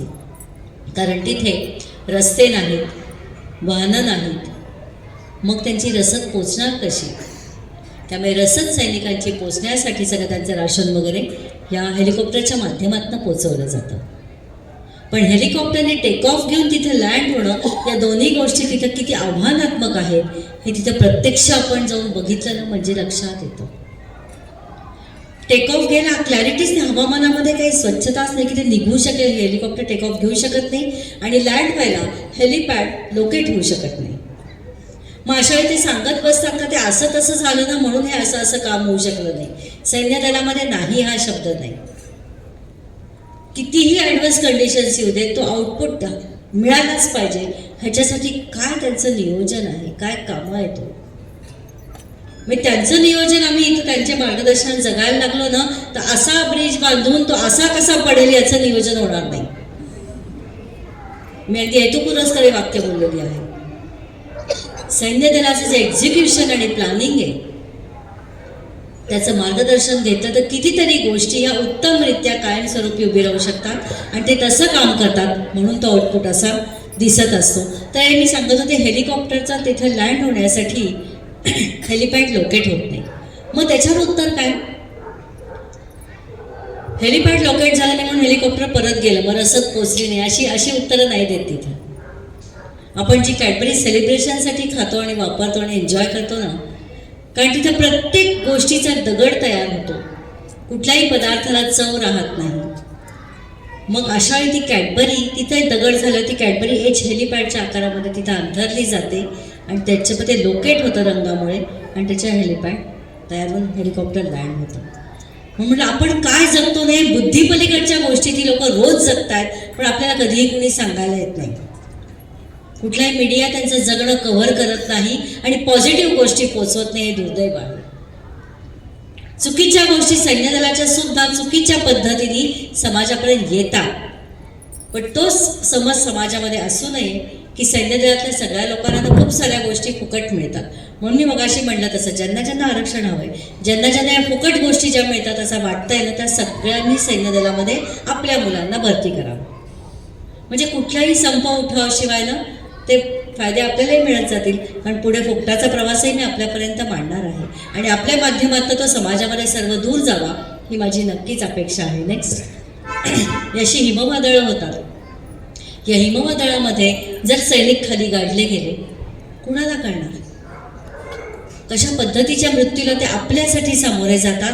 मग आपली भारतीय म्हणून जबाबदारी नाही का की एखादा सैनिक जर अशा ठिकाणी शहीद झाला आपल्या सगळ्यांच्या सुरक्षेसाठी, तर आपल्या सगळ्यांचीच जबाबदारी आहे की त्याच्या कुटुंबाला आपलं मानून त्यांच्यासाठी उभं राहण्याची. आणि इतकं साधं काम तर आपण नक्कीच करू शकतो. माणसं चांगली आहेत आणि म्हणून तरी कार्य पुढे सुरू आहे. नेक्स्ट. आणि मग मी म्हणते तसं की आपण माणसाला खूप उन्नत समजतो की काय मेंदू आहे, काय बुद्धी आहे, आपण सगळ्या जगावर राज्य करू शकतो, चंद्रावर पण आपण पोचलो का नाही पोचलो. पण नैतिकता आणि नीतिमत्ता या ज्या श्वान प्राण्यामध्ये आहे, सैन्य दलामध्ये खच्चर आणि श्वान या प्राण्यांचं योगदान प्रचंड प्रमाणात आहे. त्यांना विविध मेडल्स देऊन सन्मानित केलं जातं, कारण त्यांचं योगदान निष्ठेने त्या सैन्य दलासाठी असतं. अशा हिमवादळामध्ये जर सैनिक खाली गाडले गेले तर ते लोकेट करणं हे जे ट्रेनिंग तिथल्या श्वानांना दिलेलं असतं, 100% आपली टेक्नॉलॉजी काय काम करेल इतका ते रिझल्ट्स आउटपुट हे श्वान देतात. हे श्वानाकडनं जरी माणसांची नैतिकता आणि निष्ठा राष्ट्राविषयीची घेतली ना, ते राष्ट्राचं चित्र हे पालटण्याजोगं आहे. नेक्स्ट. ही पेडोंगनी. भारत आणि चीनचं जेव्हा युद्ध झालं, मी म्हणलं हाय ॲल्टिट्यूडला जसजसे आपण जातो तिथं रस्ते नाही आहेत विशिष्ट बॉर्डर्सला. मग तिथे डोंगर दऱ्यामधनं असे रस्ते असतात, तिथे या खच्चरांच्या पाठीवरनं शस्त्रास्त्र जी काही रसद आहे ती पाठीवरनं पुढे वर पोचवली जाते. त्या युद्धादरम्यान झालं असं, ही जी पेडवणी होती हिच्या पाठीवर भरपूर शस्त्रास्त्र लागलेली होती आणि ती आपल्या भारतीय पोस्टवर चाललेली होती. जंगलातनं कुठंतरी त्या प्राण्याचा रस्ता चुकला आणि शत्रूच्या हद्दीत गेल्यावर क्षणात लक्षात आलं, कारण पाठीमागून गोळ्यांचा बौछार अगदी वर्षाव सुरू झाला. म्हणल्यावर त्या पेडोंगीच्या लक्षात आलं ती तिच्या ट्रेनिंग दिलेल्या रस्त्यानुसार जी धावत सुटली ती आपल्या भारतीय सैनिकांच्या हद्दीत येऊन, जसे आमचे सैनिक आमच्या कमांडिंग ऑफिसरला रिपोर्टिंग करतात तिथं येऊन थांबली. ती काय निष्ठा आहे, काय ट्रेनिंग आहे. ही निष्ठा आपल्या जगण्यात आली ना तर ते मूक जनावर सुद्धा आपल्याला राष्ट्रभक्ती सहज शिकवून जातं आणि आपण चुकून सुद्धा म्हणणार नाही गाढवे म्हणून कुणाला. त्याचा शहाणपणा बघितला की, आणि इतकं शहाणपण हे ते आपल्या राष्ट्रासाठी जेव्हा मूक जनावर दाखवतो तेव्हा आपली जबाबदारी कित्येक पटीने वाढते. या सियाचीन भूमीवर अशा पद्धतीने अहोरात्र सैनिक, नेक्स्ट आपले सैनिक उभे आहेत बघा. वर्किंग कंडिशन्स, एंटरटेनमेंट नाही, झाडं फुलं पानं पक्षी नाहीत, कंटाळा आला नाही, आज बोर झालं नाही. 12 महिने 24 काळ राष्ट्र आणि फक्त राष्ट्र. माझ्यासाठी ते देव आहेत असं मी म्हणते, कारण देव ही संकल्पना, ही कन्सेप्टच माझ्यासाठी अशी आहे की जेव्हा मानवी प्रयत्न आपले थकतात, थांबतात, तेव्हा ज्या शक्तीला आपण आवाहन करतो ती शक्ती म्हणजे देव असते. राष्ट्रावर जेव्हा संकट येतं तेव्हा आपल्या सगळ्यांसाठी जे निरपेक्ष उभे राहतात ते आपले देव असतात, ते म्हणजे आपले सैनिक. आणि त्या पद्धतीने त्यांना जगताना मी अनुभवत आहे, मी त्यांच्याबरोबर जगत आहे. म्हणून माझ्यासाठी देश आणि देव हे दोन्ही शब्द एकाच पद्धतीचे आहेत. कारण देश आणि देवमध्ये दोन्हीकडचा दे काढणं तर उरतं काय सांगा. देश आणि देव या दोन शब्दांमधले सुरुवातीचं दे अक्षर काढलं तर उरेल काय. मग तसं आपलं जगणं करायचं आहे का. तर हे मातीमोल न होता त्या देवाची सेवा करायची असेल तर हे आयुष्य मानवी दिलेले, त्या अंगाने त्याची सेवा करावी. नेक्स्ट, आणि मग हे सगळं वाचलं, ऐकलं की एवढ्या ॲडव्हान्स कंडिशन्सना सैनिक सामोरे जातात आणि सगळ्यात महत्त्वाचं तिथे श्वास घ्यायला ऑक्सिजनच नाही. मग माझ्यासारख्या सामान्य स्त्रीला असं वाटतं की असं कुठे काही नसेल. आपण सिनेमात नाही का अशक्य त्या शक्य गोष्टी पाहतो, म्हणलं असं काही नसेल, हे उगाच आपण ऐकतो. पण वाचते मी आणि अशा सैनिकांना मी भेटत होते, भेटून मी जाणून घेत होते की खरंच अशी तिथेच परिस्थिती असते का. आणि मग जी मी अस्वस्थ झाले की त्या सैनिकांच्या श्वासासाठी मी काय करू शकते. आणि त्यातनं जो प्रवास, जी धडपड, जो संघर्ष सुरू झाला त्याचं सुंदर उत्तर माझ्यासमोर आलं, ते म्हणजे oxygen generation plant and refilling centre. उत्तर समोर आल्यावर ते प्रत्यक्षात उतरवणं म्हणजे त्याचं एक्झिक्युशन, इन्स्टॉलेशन इथंच मोठं आव्हान होतं. कारण ही सगळी यंत्रणा 18,500 फुटांच्या वर हायेस्ट बॅटली फील्डवर, जिथं मगाशी मी सगळं क्लायमेट तुम्हाला आता सगळं वर्णन, ती भूमी कशी आहे दाखवलं, तिथे नेऊन अशा यंत्रणेने काम करायला पाहिजे होतं की -35 -55 ऑनवर्ड्स क्लायमेटला त्या यंत्रणेने काम केलं पाहिजे. सैनिकांना तिथं 365 दिवस 24 तास ऑक्सिजनचा पुरवठा ताबडतोब झाला पाहिजे. मग ही यंत्रणा काम कशी करते, पण ती यंत्रणा पोचवण्यासाठी येणारा खर्च काय अचाट आणि अफाट होता. 2.5 कोटी 2.5 करोडचा हा प्लांट आहे पहिला. आणि खिशामध्ये आमच्या नवरा बायकोंच्या खरोखरी 2 रुपये नव्हते. आणि म्हणून सुरुवातीला मी अगदी हेतुपुरस्कर वाक्य असे बोलले की समाज जर चांगल्या ध्येयासाठी संघटित झाला आणि त्यांनी दिलेला पैसा जर आपण योग्य एंड युजरपर्यंत शुद्ध भावनेने पोचवला तर उभं काय राहू शकतं. राष्ट्रासाठी काम, आपण जगभरासाठी. आणि खरोखरी हा 2.5 करोडचा प्लांट मी अगदी आनंदाने सांगू इच्छिते, तुम्हा सगळ्यांना मनापासून धन्यवाद देऊन सांगू इच्छिते की पुणे आणि मुंबईकरांनी उभारलेलं हे सगळं श्रेय आहे. इतका विश्वास तुम्ही लोकांनी आमच्या दोघांवर ठेवला आणि त्यामुळे 2.5 कोटींचा पहिला प्लांट 4 ऑक्टोबर 2019ला आपल्या जगातल्या सर्वोच्च रणभूमीवर एक जागतिक रेकॉर्ड ह्या सेवा कार्यात उभं राहिलं. पण ते श्रेय आमचं नाही. मी अगदी प्रामाणिकपणे हे सांगू इच्छिते की परमेश्वराने दिलेली बुद्धी, सैन्यदलाने दिलेली संधी आणि समाजाने दिलेली साथ याच्यातनं उभं राहिलेलं हे कार्य आहे. त्यामुळे ते सगळं त्यांच्या चरणी समर्पित आहे. आपण पाहूया नेक्स्ट. 4 ऑक्टोबर 2019ला मी म्हटलं ना काय जगणं आहे त्या सैनिकांचं. आम्ही तो सगळा प्लांट आदल्या दिवशी आमच्या आदमी काय हे सगळं सविस्तर तुम्हाला सांगते. सैन्य दलामध्ये प्रत्येक गोष्टीला शिस्त आहे, प्लॅनिंग आहे आणि त्या प्लॅनिंगचंच एक्झॅक्ट एक्झिक्युशन आहे. आदल्या दिवशी अर्धा तास आमचं सगळं प्लॅनिंग, त्याची परेड होती, प्रॅक्टिस होती, कोण कुठे उभं राहणार, कसं सगळं. हा प्लॅन हँडओव्हर करण्याच्या आधी आदल्या दिवशी आमचं प्लॅनिंग झालं आणि दुसऱ्या दिवशी प्रत्यक्ष हा प्लॅन माझ्याबरोबर जे इथं आहेत ते लेफ्टनंट जनरल Y.K. जोशी, ज्यांनी आपल्याला कारगिलचं युद्ध जिंकून दिलं. या व्यक्तिमत्वाला आता नक्की नीट बघा. नंतर पुढे मी तुम्हाला जेव्हा कारगिलचे युद्ध आपल्यासमोर मांडीन तेव्हा ते आपल्याशी एका व्हिडिओच्या माध्यमातून बोलणार आहेत. पण ह्या माणसांना समोर अनुभवणं हा एक विषयच इतका अजब होता ना. आणि या सेवा करत ज्यांनी मला 100% साथ दिली ते माझ्या पतींच्या स्मृतींना मी वंदन करते. त्याशिवाय मी उभीच राहू शकले नसते आणि हे कार्य उभं राहू शकलं नसतं. तर हा प्लॅन दिला आणि त्याच्यातनं आज तुम्हाला सांगते 35,000च्या वर सैनिकांच्या श्वासासाठी काम होऊ शकलं. हा जो एक अगम्य प्रवास होता, हा जगण्यातलं जे समाधान होतं ना, त्या समाधान आपण कुठल्या पैशात मोजूच शकत नाही. नेक्स्ट आपण बघूया ऑक्सिजन जनरेशन प्लांट आणि रिफिलिंग सेंटर म्हणजे काय. तर दुसऱ्या शब्दात ना अनेकांना असं वाटायचं की एक कन्स्ट्रक्शन आहे का काही. ते एक यंत्रणा आहे. 20 फूट कंटेनराइज प्लांट हा आहे की ज्याच्यामध्ये ही यंत्रणा एका सिंगल क्लिकवर काम करते. सैन्य दलाला देताना उद्देश असा होता की त्याचा आउटपुट हा 100% मिळाला पाहिजे आणि सैनिकांना आज दिलं आणि ते उद्या बंद पडलं म्हणजे समाजाचे पैसे घेतले मला कोण विचारायला येणार आहे. ही जी भावना आहे ना ही चुकीची. आपण समाजाच्या प्रत्येक पैशाला उत्तर द्यायला बांधील आहोत आणि त्याच्या सेवेसाठी बांधील आहोत. तुम्ही जगाला फसवू शकता पण स्वतःला नाही फसवू शकत. त्यामुळे तो मनाचा जो आनंद होता तो सात्विक आनंद ह्या सेवा कार्यात मिळाला. एका मिनिटाला 224 लिटर असा आउटपुट असणारी ही यंत्रणा आहे. ती देताना उद्देश असा होता की तिथे मनुष्यबळ वाचावं, इमिजिएट मिळावं आणि लॉंग टर्म बेनिफिट आपल्या सैन्य दलाला मिळावा. असे तिन्ही उद्देश सफल झाले आणि हा प्लॅन यशस्वीरित्या तिथे 4 ऑक्टोबर 2019 उभारून आज तागायत 100% तिथं उत्तमरित्या कार्यरत आहे आणि सैनिकांच्या प्राणासाठी अनमोल सेवा कार्य समाजाच्या साथीने उभं राहू शकेल असा आपला भारत देश आहे.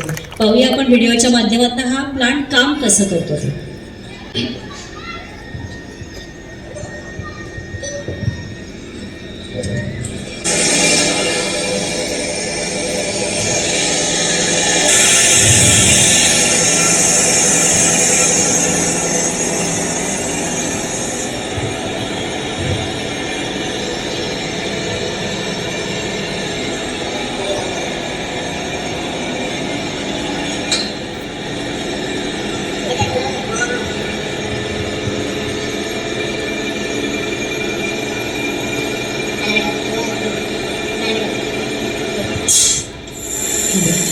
हे एअर कंटेन्स प्रेशर हे सगळं ॲटोमॅटिक होतं आणि या बेबी अशा पद्धतीने ही यंत्रणा तिथं काम करते.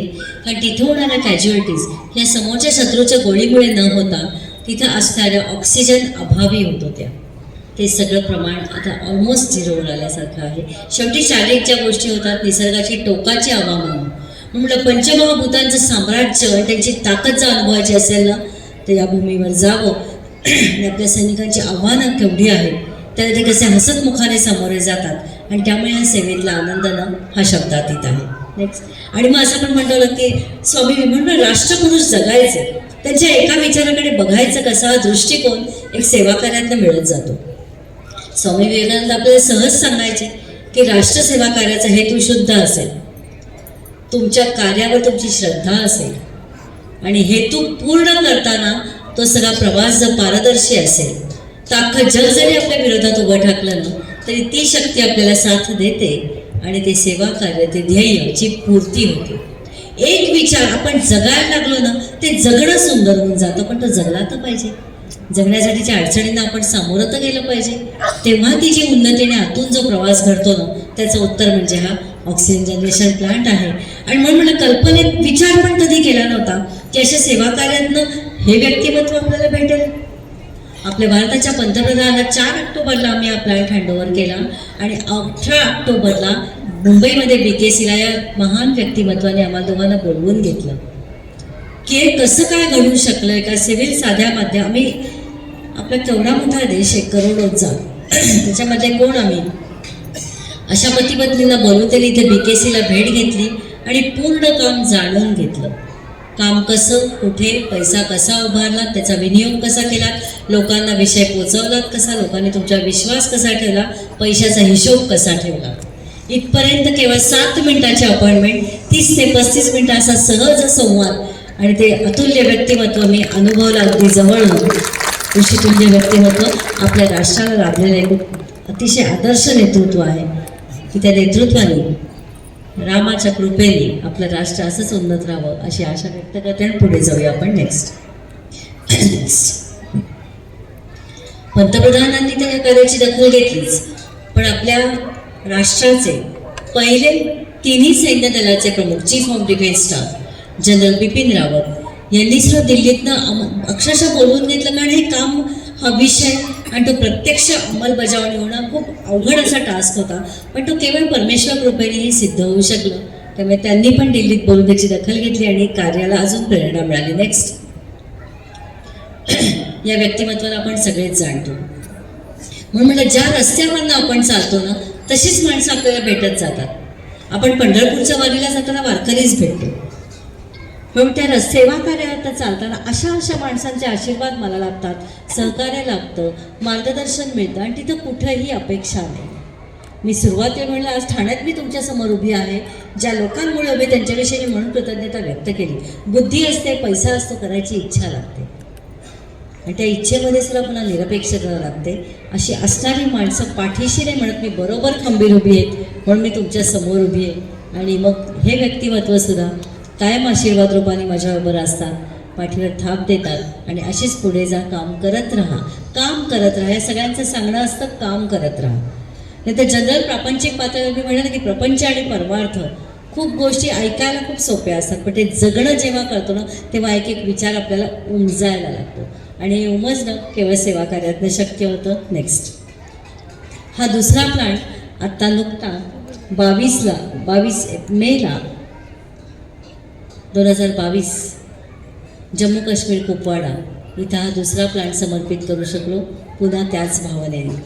म्हणजे आजपर्यंत 1,00,000 सैनिकांपेक्षा जास्त सैनिकांच्या श्वासासाठी जगायची संधी त्या परमेश्वरांनी देणं, यापेक्षा सुंदर जगणं असूच शकत नाही असं मला वाटतं. आणि ते केवळ आणि केवळ सामाजिक तुमच्यासारख्या चांगल्या लोकांच्या सहकार्य आणि पाठिंब्यामुळे. नेक्स्ट मग ते काम करताना दुर्दैवाने माझ्या पतींची साथ सुटली, पण म्हणतात ना एक कमिटमेंट असते.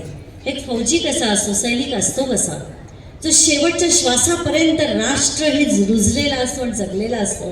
त्या माझ्या नवऱ्याला मी शब्द दिला होता की हे सेवा कार्य मी पुढे शेवटपर्यंत माझ्या अखेरच्या श्वासापर्यंत करेन. आणि तेव्हा आमचं टोटली पॅरालाइज सैनिकांसाठी काम सुरू होतं सोलर वॉटर हीटर सिस्टीम प्लांटसाठी. आणि अवघ्या 8 महिन्यात म्हणलं तुम्ही शुद्ध आहे म्हणत मला अशी म्हणलं मी तसं विवेकानंद जगायचे एक विचार जगायला लागलो ना की तसे रस्ते पण आपल्यासाठी मोकळे होतात, तशी माणसं भोवती ती शक्ती पेरते आणि मगच आपण पुढे जाऊ शकतो. त्याची अनुभूती घेत अवघ्या 8 महिन्यामध्ये आम्ही टोटली पॅरालाइज सैनिकांसाठी solar water heater system plant army हॉस्पिटलला एक समर्पित केला. आणि तो एक सोहळा एक अनुकरणीय म्हणावं की त्या सैनिकांचं जगणं. जेव्हा मी या सैनिकांमध्ये जाते की अक्षरशः मानेपासून खाली त्यांचं शरीर कामच करत नाही, पण त्यांची उमेद आपल्या प्रापंचिक जीवन आपण छोट्या छोट्या गोष्टींनी जेव्हा निराश होतो, नाराज होतो आणि आता कसं म्हणजे माझं जीवन असं म्हणायला लागतो ना, तेव्हा या लोकांकडे जावं. काय जगण्याची उमेद देतात, जगावं कसं आणि मरावं पण कसं आहे तेच शिकवतात. त्यांचं जगणं बघितलं ना कित्येक ठिकाणी जेव्हा त्यांच्याशी मी इंटरॅक्ट होत असते तेव्हा ते म्हणले की ताई आयुष्यात कधी निराश झालात ना तर आमच्यापाशी या, कारण तुम्हाला मी सांगते ना कुणाचे पाय काम करत नाहीत, त्याचे पाय दुसरा ज्याचे पाय काम करत असतात त्याचे पाय तो बनतो. एकमेकांसाठी ते जे जगतात ना ते जगणं खूप सुंदर आहे, खूप उन्नत करणारं आहे आणि खूप आपल्याला वेगळा संदेश आणि जगण्याची एक उमेद देऊन जातात. नेक्स्ट मग काम करता करता करता करोनाच्या काळामध्ये असं झालं की खूप सैनिकांची कामं ही थांबली होती, कारण सगळ्यांच्या हालचाली आपल्या माहिती प्रवास सगळ्याच गोष्टी बंद होत्या. शहीद झालेल्या सैनिक परिवाराची कामं अडलेली होती. मग ही कामं पुढे जाणार कशी, म्हणून महाराष्ट्र राज्य सैनिक कल्याणसाठी आम्ही एक साईट डेव्हलप करून त्यांना समर्पित केली. त्यामुळे 2.5 लाख सैनिकांचं काम त्या काळामध्ये मार्गी लागलं आणि पुढेही ते सुरू आहे. मग आपण एक चांगल्या कार्यासाठी आयुष्य वाहिलं ना की ते कार्य असं पुढे सुरू राहतं, समोरच्याचं जगणं एक त्याला दिशा मिळते, उभारी मिळते आणि ते जगणं सुंदर होतं. नेक्स्ट. मग मी म्हणलं तसं मगाशी की माझ्या जगण्यामध्ये मी बाय प्रोफेशन शिक्षक असल्यामुळे तरुणाई समोर होती आणि समोरची पिढी कुठे त्यांची दिशाभूल होती असं मला वाटत होतं. मग आपण सहज असं बोलतो की असं होतंय, इतकं हे घडतंय ते घडतंय, ते व्हायला पाहिजे. मग जे काही व्हायला पाहिजे, जे काही घडायला पाहिजे ते करायचं कोणी? मग आमचा जनरल अप्रोच आहे, यांनी करावं, त्यांनी करावं, शाळेने करावं, महाविद्यालयाने करावं, शिक्षण संस्थांनी करावं आणि खास करून गव्हर्नमेंटने करावं. आणि मग मी काय करावं? मी फक्त टीका करावी. पेक्षा आपल्याला दिसतंय ना गरज कुठे आहे, काय बदल व्हायला हवा आहे, त्याच्यासाठी आपण काय करू शकतो त्या प्रश्नावर पुन्हा उत्तर शोधायला लागले. आणि मला दिसलं की असे शब्दातीत जगणारे परमवीर चक्र विजेते आपल्याच राष्ट्रामध्ये आहेत. त्यांना आपण आयडॉल्स म्हणून समाजापुढे आणत नाही, ही चूक माझी आहे. मग ठरवलं आणि अशा वीरांना आज आपल्या भारत देशामध्ये नेक्स्ट दिला जाणारा हायेस्ट गॅरंटी अवॉर्ड आहे हा परमवीर चक्र. 1950 ते आज तागायत आपल्या भारत देशामध्ये 21 अशा वीरांना परमवीर चक्र पुरस्काराने सन्मानित केलेला आहे. पण हा पुरस्कार दिला कुणाला जातो? जात धर्म वंशपंथ, गरीब श्रीमंत, राजकीय अजेंडा ह्याच्यात कुठेच नाही. इथं फक्त आणि फक्त शौर्य, धैर्य, त्याग आणि पराक्रम, समोरासमोर शत्रूशी युद्ध करताना जमिनीवरनं, आकाशातनं आणि पाण्यातनं म्हणजे समुद्रावरनं जे शत्रूशी थेट युद्ध करतात अशा शूरातल्या शूरवीराला या सर्वोच्च शौर्याबद्दल देणाऱ्या सन्मानाने सन्मानित केलं जातं. असे 21 परमवीर चक्र विजेते आपल्या भारत देशामध्ये आहेत की ज्यांची नावं खरं तर देवासारखी आपल्याला पाठ असणं गरजेचं आहे जर राष्ट्र आपल्याला मोठं वाटत असेल आणि करायची इच्छा असेल तर ह्या 21 पैकी 3 परमवीर चक्र विजेते आज जीवित आहेत. आणि पुन्हा एकदा ठाणे आणि डोंबिवलीकरांना मनापासून धन्यवाद देते. पैकी नेक्स्ट इथं वरच्यावर डावीकडून जे तिसरे आहेत परमवीर चक्र विजेते 1999 कारगिलचे युद्ध योगिंदर सिंग यादव यांना तुम्ही खूप ठाणे डोंबिवलीकरांनी साथ देऊन इथे आणलेलं आहे, ऐकलेलं आहे, पाहिलेलं आहे. त्या कार्यक्रमाचं आयोजनसुद्धा आपल्याच ठाणे डोंबिवलीकरांनी केलेलं आहे. त्यांना पुन्हा मनापासून धन्यवाद देते. या वीराला अनुभवायची संधी त्यामुळे तुम्हाला मिळाली होती. वयाच्या अवघ्या 19व्या वर्षी भारत देशातला हायेस्ट गॅरंटी अवॉर्ड मिळवणारा हा विजेता होता योगिंदर सिंग यादव. डावीकडून तिसरे 1999 कारगिलचं युद्ध. त्याच्या खालच्यावर डावीकडून चौथे आहेत रायफलमॅन संजय कुमार 1999 कारगिलचे युद्ध परमवीर चक्र. आणि त्या चोळीमध्ये शेवटी जे आहेत पगडी घातलेले दिसतात ते आहेत ऑनररी कॅप्टन बाला सिंगजी. आपल्या भारताच्या ज्या सियाचीन भूमीविषयी मी आपल्याशी काय संवाद साधत होते त्या भूमीवर एक कैद पोस्ट नावाची पोस्ट होती.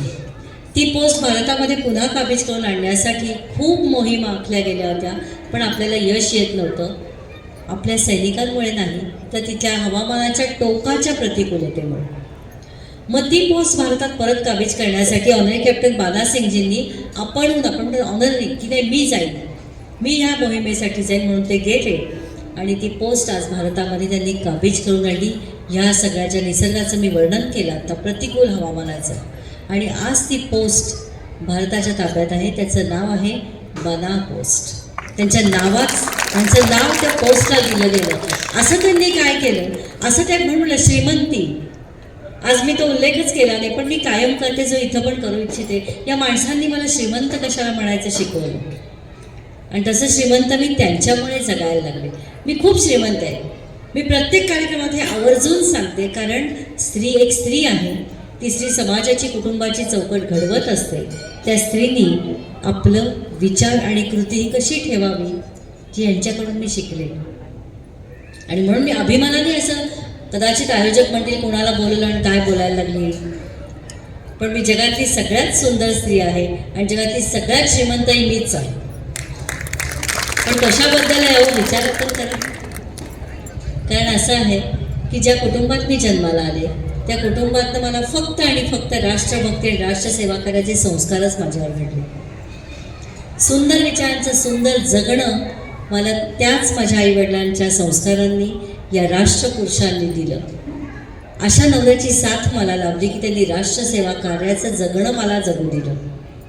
त्यामुळे जगणं सुंदर झालं. आणि श्रीमंत मी अशा अर्थी आहे की आजही मी एका सैनिकाची पत्नी आणि सैनिकाची आई म्हणून अभिमानाने आपल्यासमोर उभी आहे. 4 भिंती आहेत, 1 छप्पर आहे, 2 वेळ खायला अन्न आहे, पुरेसा कपडा आहे. मी श्रीमंत आहे आणि मी समाधानी आहे. मी सगळ्यात समाधानी आणि आनंदी आहे, कारण परमेश्वराने ही सेवेची संधी मला दिलेली आहे. अशा अर्थी मी सुंदर आहे आणि मी श्रीमंत आहे. आणि हे सौंदर्य आणि श्रीमंती जेव्हा घराघरात रुजेल ना, राष्ट्राचं भवितव्य आणि चित्रच बदलेल. कारण आपल्या मीच्या या परिघातनं जेव्हा आपण बाहेर पडू ना, तेव्हा राष्ट्र बदलणार आहे. आणि राष्ट्र बदललं विचारांनी आणि कृतींनी, तर ते त्याच्यासाठी संघटनाची गरज आहे, पुन्हा संस्कारांची गरज आहे आणि असे कार्यक्रम होण्याची गरज आहे. नेक्स्ट, हे योगिंदर सिंग यादव, 1999 कारगिलचे युद्ध परमवीर चक्र विजेते. हे ते बाना सिंग की ज्यांनी मला श्रीमंत व्हायला शिकवलं. माणसाची उंची कशी मोजावी हो? भौतिकतेवरून की खूप बंगला, घोडा, गाड्या, सामाजिक, ज्याला आपण स्टेटस म्हणतो, यांनी श्रीमंती शिकवली मला. कशी? जेव्हा त्यांनी ती कैद पोस्ट भारतात काबीज करून आणली, त्याला नाव आता बना पोस्ट म्हणून दिलं गेलं आणि हायेस्ट गॅरंटी अवॉर्डने त्यांना सन्मानित केलं, परमवीर चक्र. ते आहेत जम्मू काश्मीर राज्यातल्या कडियाल या खेडेगावातलंही व्यक्तिमत्व आहे. ते राज्य या पुरस्काराची, पारितोषिकाची किंमत हे ठरवतं. त्यावेळी जम्मू काश्मीर राज्याने त्यांना एवढा मोठा पराक्रम राष्ट्रासाठी गाजवल्याबद्दल केवळ 160 रुपये हे पारितोषिक म्हणून दिले. ऐकायला सुद्धा या गोष्टी आपल्या कानाला खटकतात कुठंतरी. पैसा महत्त्वाचा नाही आहे, पण आपलं राष्ट्र कोणत्या गोष्टीसाठी भौतिकदृष्ट्या माणसाला डोक्यावर घेतं, ही क्षेत्र मी सांगायची आपल्या कोणालाच गरज नाही. क्रिकेटच्या मैदानावर खेळला जाणाऱ्या एका बॉलची किंमत मी आपल्याला कोणालाच सांगायची गरज नाही आहे, पण ती शत्रूची गोळी छातीवर झेलताना मिळणारी पारितोषिकाची किंमत जर 160 असेल तर फार मोठं बौद्धिक मंथन व्हायची गरज आहे. पण त्याचवेळी नेमकं काय घडलं? पंजाब गव्हर्नमेंटनी ऑनरी कॅप्टन बाना सिंगजींना 25 लाख रुपये, 25 बिघा जमीन आणि एक पेट्रोल पंप देऊ केला. आणि मग आमची व्यावहारिक बुद्धी, हेच तर आम्हाला ऐकायला लागतं की बघा एवढं तर फुकट मिळालं त्यांना. मिळालं तर फुकट. 25 लाख रुपये त्या काळात 90ची घटना आहे, सर 90च्या दरम्यानची. त्या काळामध्ये 25 लाखाची किंमत, 25 बिघा जमीन आणि एक पेट्रोल पंप, मग कित्येक पिढ्यांचं भलं होतं ना. व्यावहारिक बुद्धी आता काही गैर नाही सांगेल. पण ते पंजाब गव्हर्नमेंटने त्यांना एक छोटीशी अट घातली की बानासिंगजी, तुम्ही जिथं आहात जम्मू काश्मीर राज्यामध्ये ते राज्य सोडा आणि आमच्या पंजाबमध्ये येऊन राहा. छोटी अट होती. एवढ्या सगळ्या गोष्टी मिळणार होत्या आणि राष्ट्रासाठी योगदान पण सेवेचं दिलेलं होतं. पण मातृभूमी, मी म्हटलं ना, मातृभूमी आणि तिच्यावर प्रेम, तिच्यावरची निष्ठा म्हणजे काय, ते म्हणजे आमच्या बानासिंगांचं उत्तर होतं. ते म्हणते, नाही, जिस भूमी पर मैंने जन्म लिया है वही पे मैं ठीक हूँ. आज फक्त पोटाला परमेश्वरानेच मर्यादा घातली म्हणून आम्ही नाही म्हणतो, नाही तर पैशाला तर कोणी नाहीच म्हणत नाही आणि बास तर जाऊन म्हणत नाही. ही श्रीमंती नाकारणं, एवढ्या गोष्टी नाकारण्याची हिंमत आतमध्ये असण्यासाठी मनाची श्रीमंती लागते आणि ती श्रीमंती त्यांच्यापाशी आहे. खरं शौर्य, धैर्य, त्याग म्हणजे आज जगातल्या सर्वोच्च रणभूमीच्या एका पोस्टवर जिवंतपणे आपलं नाव कोरलं जाणं, हा पराक्रम आहे, हा त्याग आहे, हे शौर्य आहे, हे धैर्य आहे, ही राष्ट्रभक्ती आहे. आणि ही त्यांच्या जगण्यातनं ते आपल्यासमोर मांडतात. अशांना आपल्यासमोर मांडणं हे माझं काम आहे. नेक्स्ट, ही ती बना पोस्ट, 21,500 फुटांवर बिलाफोंडा नावाचा बर्फाचा भुसभुशीत असा ढिगारा आहे. त्या ढिगाऱ्यावर चढून ती पोस्ट काबीज करणं हे सहज सोपं काम नक्कीच नव्हतं आणि ती मोहीम त्यांनी यशस्वी केली. जेव्हा मी त्यांच्याशी बोलले, त्यांना सन्मानित करायला आम्ही पुण्यात बोलवलं होतं. नेक्स्ट, हा बघा, हा तो बिलाफोंडा नावाचा बर्फाचा ढिगारा आहे. नेक्स्ट, या लोकांशी भेटणं ना म्हणजे माझ्यासाठी पर्वणी असते. परमेश्वराला भेटल्याचा आनंद असतो आणि आगाऊपणाने आपल्याकडे मराठीत म्हणे ना, हात दाखवून अवलक्षण, तसे उद्योग करायला जाते काम करताना. तसं त्यांना भेटताना मी म्हटलं, नमस्ते बाना सिंह जी, आप मुझे बता सकते हो कि वहाँ स्थित हमारे फौजी भाइयों के लिए मैं क्या कर सकती हूँ. जसं मी तुम्हाला सुरुवातीला म्हटलं, तुम्ही काय करावं, गव्हर्नमेंटने काय करावंपेक्षा मला असं वाटतं मी काय करू शकते आणि मीच का नाही, मी का नाही. म्हणून मी त्यासाठी त्यांना विचारायला लागले की आप मुझे बता सकते हो वहाँ स्थित फौजी भाइयों के लिए मैं क्या कर सकती हूँ. आणि तेव्हा जे असं शांतपणाने हसून उत्तर आलं ना की बहन जी, अगर आज सच में कुछ करना चाहती हूँ तो हमारे फौजी भाइयों की सांस के लिए अगर कुछ कर सकती हो. तिथं मी थांबले, विचारांनी थांबले, कृतीने तर पुढे जाणं कारण माहितीच नव्हतं. इतक्या हाय ॲटिट्यूडला श्वासासाठी माझ्यासारखी सामान्य स्त्री काम काय करू शकणार होती. ना मला पार्श्वभूमी शास्त्र विषयाची सायन्सची नव्हती, ना रिसर्चची होती, ना मेडिकलची होती. पण एखाद्या प्रश्नाने आपण अस्वस्थ स्वतः झालो आणि त्या प्रश्नाचा मागोवा घ्यायचं ठरवलं ना, स्वतःसाठी नाही, राष्ट्रासाठी, तर ती शक्ती. म्हणजे विवेकानंद एक विचार, एक जगायला मला प्रेरित करत होता. त्या प्रेरणेने म्हणलं विचारलं तर खरं, शोध घेऊया. आणि मग 2015ला यांची भेट घेऊन शोध सुरू झाला आणि त्याचं उत्तर 2019ला प्रत्यक्षात होऊ शकलं. त्यामुळे ते विचार जगणं जे मी म्हणते ना, राष्ट्रभक्तीचे आणि सेवा कार्याचे, त्या माणसांकडनं प्रेरणा घेऊन जगलं गेलेलं आहे. Next next next next. हे ते 3 परमवीर चक्र विजेते. संपूर्ण भारतामध्ये एका महाराष्ट्र राज्यामध्ये सगळ्यात प्रथम हे 3ही परमवीर चक्र विजेते जे जीवित आहेत ते प्रथमतः एका प्लॅटफॉर्मवर आणून असंख्य भारतीयांसमोर 2,000-2,500 रुपयाचा मॉब होता, जो 4 तास फक्त या सैनिकांना ऐकत होता. युद्धभूमी असते कशी, आव्हानं काय असतात, जगावं कसं लागतं, राष्ट्र पहिलं कसं असतं, हे जगण्यातनं मांडणारी ही माणसं. म्हणून मला असं अनेक या व्याख्यानमालांना जाताना असं वाटतं की मनोरंजन खूप होतं, पण रंजन ते अंजनचा प्रवास करायचा असेल, त्या अंजनासाठी अंजन आपणून घालून घेण्यासाठी उपस्थिती किती आणि कशी असेल, असे प्रश्नांची उत्तरं मला न बोलताच मिळतात ती ठाणे डोंबिवलीमध्ये. आणि म्हणून हा विषय मी आपल्यासमोर मांडू शकते. हे 3ही परमवीर चक्र विजेते एअर मार्शल भूषण गोखले, तुम्हाला सांगते 3 ते 4 तास 2,500चा मॉब तसूवर हल्ला नाही. कारण अशी आव्हानं, अशी युद्धभूमी, असं जगणं राष्ट्रासाठीचं हे मांडत होते आणि समाज तल्लीन होऊन ऐकत होता. नेक्स्ट. आता मी तुमच्यासमोर मांडणार एक फुकटचा प्रवास. सैन्य दलातल्या माणसांना जे काही सगळं फुकट मिळतं ना, त्या फुकटचा प्रवास मी मांडणार आहे. 1999चं कारगिलचं युद्ध आपल्या सगळ्यांपर्यंत प्रसारमाध्यमांतून पोचलं, पण ते युद्ध आपण अनुभवलं नाही. आपण जगायचा मानसिक पातळीवर सुद्धा प्रयत्न केला नाही. मग तो फुकटचा प्रवास आहे कसा. कारगिल युद्ध हे बहुतांश प्रमाणात रात्रीच्या वेळी खेळलं गेलेलं युद्ध आहे. सगळे शत्रू ज्याला म्हणू ते सगळे वरती होते आणि वरून आपल्या सगळ्या सैन्याच्या हालचाली टिपत होते आणि आपल्या भारतीय सैन्याला खालून चढाई करून ते युद्ध जिंकायचं होतं. -डिग्रीजमध्ये क्लायमेट होतं. 16,000 ते 18,000 फुटांच्या वर झालेलं हे युद्ध आहे. जास्तीत जास्त युद्ध रात्रीच्या वेळी खेळलं गेलेलं आहे आणि हे युद्ध सुरू असताना हवामान पुन्हा तितकंच प्रतिकूल होतं. इतके सैनिक आपले कामी आले, जे सुरुवातीला मी तुम्हाला इंग्लंड, रशिया हे सगळ्यांची माहिती सांगितली, त्यावेळी आपण भारतीय काय करत होतो. अक्षरशः वरनं खाली एक जेव्हा पार्थिव येत होतं, कुणाच्या खांद्यावर आपल्या वडिलांचं पार्थिव होतं, कुणाच्या खांद्यावर आपल्या भावाचं होतं, कुणाच्या खांद्यावर आपल्या मुलाचं होतं, पण आमच्यापर्यंत त्या भावना पोचत नव्हत्या, कारण आम्ही घरात आमच्या सुरक्षित होतो आणि त्यांना मात्र फुकट काय मिळतं ह्याच्यावर आमची नजर होती. त्यामुळे एकदा फुकटाचा प्रवास आज मी आपल्यापर्यंत नक्की पोचवते, कारण आपल्या राष्ट्रामध्ये वैचारिक पातळीवर हे मंथन होऊन त्याच्यामध्ये बदल होणं खूप गरजेचं आहे की ते आपल्यासाठी कसे निरपेक्ष जगतात आणि सेवा कार्य करतात. नेक्स्ट. आणि तरुणाई, मी म्हणते स्वप्न प्रत्येकाच्या डोळ्यात असतात, ती नक्की जगावीत, पूर्णही करावीत, पण ती स्वप्न फक्त आणि फक्त जर मी आणि माझ्यापुरती असतील तर मीचा परिघ पण ओलांडणार कधी. म्हणून संत आहेत, राष्ट्रपुरुष आहेत, सैनिक आहेत, गौतम बुद्ध आहेत. किती बुद्धांचा विचार सुंदर आहे बघा. ते असं म्हणतात की प्रत्येक माणसाचा आपल्या सुखदुःखाचा परिघ खूप सीमित आहे.